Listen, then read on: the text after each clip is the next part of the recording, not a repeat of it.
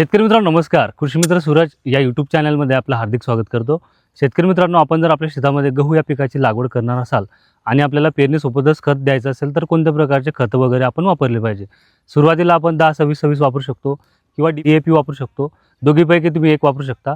सोबत आपल्याला 25 kilo potash वापरायचं आहे. हे वापरून झाल्यानंतर आपल्याला 20 ते 25 दिवसानंतर ज्या शेतकऱ्यांनी खत टाकलेलं नाही आहे पेरणीसोबत, तर अशा शेतकऱ्यांनी 10-26-26 तुम्ही एक बॅग वापरू शकता.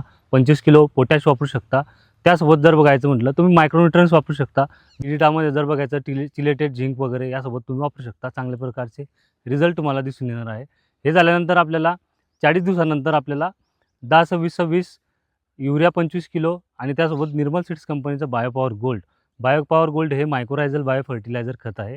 जेणेकरून जमिनीमध्ये जे खतं वगैरे पडलेले असतात ते खतं उचलून पिकाला लावण्याचं काम करत असतात आणि गहू पिकाला अधिकाधिक फुटवे जर लागले तर उत्पादन आपल्याला चांगल्या प्रकारे निघणार आहे. ज्या शेतकऱ्यांना गहू पिकाची लागवड करायची आहे, जे शेतकरी आपण खत व्यवस्थापन करणार आहे, अशा शेतकऱ्यांपर्यंत हा व्हिडिओ नक्की पोहोचवा.